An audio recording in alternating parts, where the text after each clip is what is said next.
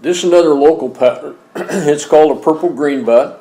It's a takeoff of the greenbutt skunk, but what it is, it's got a purple body. Purple is always good for steelhead. I first saw this fly on the river.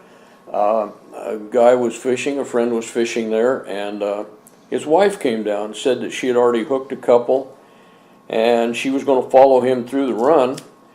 And as she was talking, she dropped her glove in the water, so I offered to hold her rod. I was not being nearly that polite or that chivalrous. I wanted to see what fly she was using. This was the fly that she had tied on. I memorized it, went home, tied it. It's become a very popular fly around here. What I've done, I've just cut a little tuft of white calf tail. I'll even it. I take it out of my hair stacker backwards. The tips are now going to be over the eye of the hook. I will fold them all back when I'm done. The problem that most people get into by tying wings on in this manner is they put far too much material on. If you get too much material on there, it just won't fold back over and work right. Now, for this steelhead fly, I am using 8/0 tying thread. I do not like to use the 6/0. The 8/0, I can build a much smaller, neater head. Now what I'm going to do is take a little piece of this purple hackle. I'm just going to pull a little bit off. Keep the tips as even as you can. And I'm going to make a tail. Soft loop it down, tie it, there it is. Now, I'm using a rotary vise, but I do not have the bobbin cradle in. I seldom use the bobbin cradle. I'll show you what I do, right or wrong. It works for me. All right, I have the fluorescent green chenille tied in. I'm going to take about 3 wraps. That's all I'm going to take with that. You do not need a whole lot of that material. Clip it off. I'll take a piece of purple chenille, and I use a medium size chenille. I don't use the large or the small. I just use almost always the medium. Come back to the back, and I'm going to take a small piece of flat tinsel. I'll tie this in so that the silver will be on top as I start to wrap.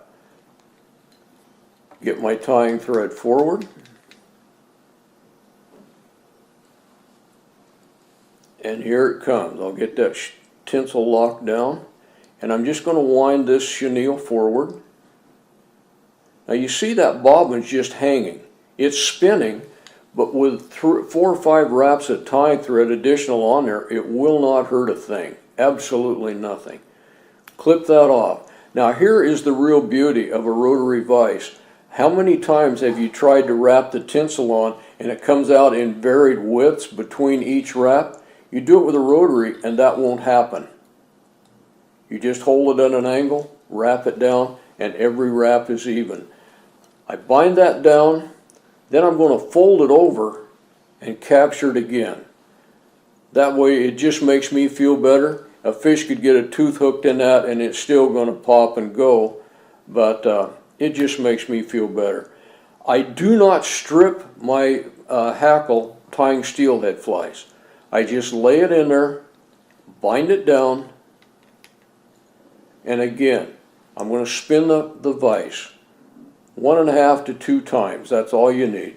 Many of the flies you see downtown for sale that are tied offshore, far too much material in those far too much material.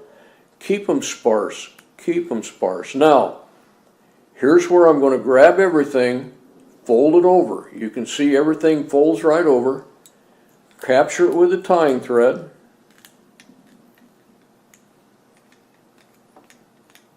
And just build yourself a nice little neat head.